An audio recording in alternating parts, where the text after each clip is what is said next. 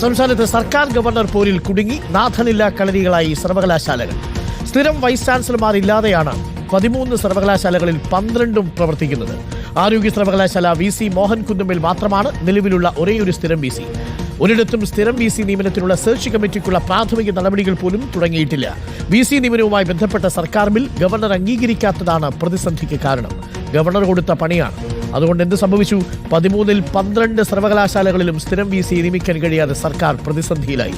ഗോപാൽ ശിലാസനലുണ്ട് കൂടുതൽ വിവരങ്ങളുമായി. Gopal, good morning Gopal. 13 സർവകലാശാലകളിൽ 12ലും സ്ഥിരം VCമാരില്ല. ഗവർണർ ഒപ്പിട്ട് അയച്ചിരുന്നെങ്കിൽ സെർച്ച് കമ്മിറ്റി വരുമായിരുന്നു. പുതിയ VC നിയമിക്കുന്നതിന് സർക്കാരിന് മുന്നോട്ട് പോകാമായിരുന്നു. എന്തായാലും സർവകലാശാലകളുടെ ഭരണം അവതാളത്തിലാണ് എന്ന് തന്നെ പറയാം, അല്ലേ ഗോപാൽ? അതെ ഡോക്ടർ, ഒരു സംശയവുമില്ല. ഇത് ഇന്നോ ഇന്നലെയോ തുടങ്ങിയതല്ല. 2022 ഒക്ടോബറിൽ അന്നത്തെ ഗവർണറായിരുന്ന ആരിഫ് മുഹമ്മദ് ഖാൻ തുടങ്ങി വെച്ച പ്രശ്നങ്ങളാണ് ഇതെല്ലാം. കാരണം അന്ന് സുപ്രീം കോടതിയിൽ നിന്നൊരു വിധി വന്നിരുന്നു.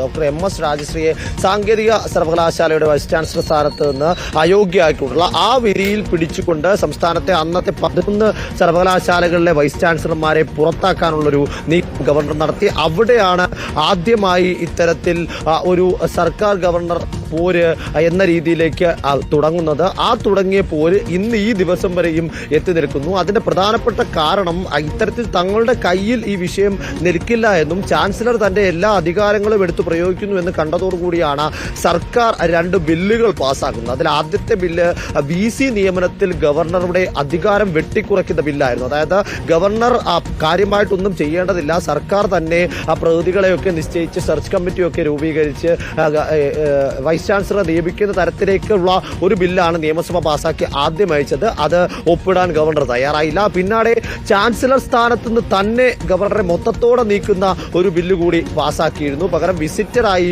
മുഖ്യമന്ത്രി അടക്കം നിയമിച്ചുകൊണ്ടുള്ള സ്വഭാവത്തിലേക്കുള്ളൊരു ബില്ലായിരുന്നു അത്. അതും ഗവർണർ അനക്കിയില്ല രാജ്ഭവനിൽ നിന്ന്. പിന്നീട് ഇത് രാഷ്ട്രപതിയുടെ പരിഗണനയ്ക്കായി അയക്കുകയും ആ വിഷയത്തിലൊരു തീരുമാനം ആകാതിരിക്കുകയും ചെയ്തു. ഇതിന് സമാന്തരമായി പല സർവകലാശാലകളിലും ചാൻസലർ സ്വന്തം നിലയ്ക്ക് സെർച്ച് കമ്മിറ്റി രൂപീകരിക്കാൻ അത് സാങ്കേതിക സർവകലാശാലയിൽ ശ്രമിച്ചു, കേരള സർവകലാശാലയിൽ ശ്രമിച്ചു, അതിനോടൊപ്പം തന്നെ വെറ്റിനറി സർവകലാശാലയിൽ ശ്രമിച്ചു, കാർഷിക സർവകലാശാലയിൽ ശ്രമിച്ചു. അന്നൊന്നും സർക്കാർ തങ്ങളുടെ പ്രതിനിധി നൽകി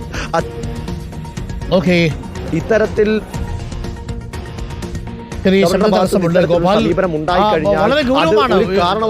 പറഞ്ഞതുപോലെ 13 സർവകലാശാലകളിൽ 12 സ്ഥിരം VCമാരില്ല. VCമാരെ നിയമിക്കുന്നതിനുള്ള സെർച്ച് കമ്മിറ്റി പാനൽ അതെങ്ങനെ കോൺസ്റ്റിറ്റ്യൂട്ട് ചെയ്യണം എന്ന വിഷയത്തിൽ സർക്കാരും നിയമസഭ പാസാക്കിയ ബില്ല് ഗവർണർ പിടിച്ചുവച്ചിരിക്കുക.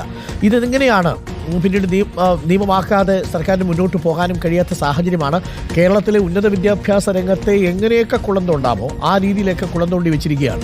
13 സർവകലാശാലകളിൽ 12ലും സ്ഥിരം VCമാരില്ല. അതുകൊണ്ട് എന്താ സംഭവിക്കുക? താൽക്കാലിക VCമാർ മാത്രം അവിടെ ചുമതലയേൽക്കുന്ന സാഹചര്യം ഉണ്ടാവുന്നു.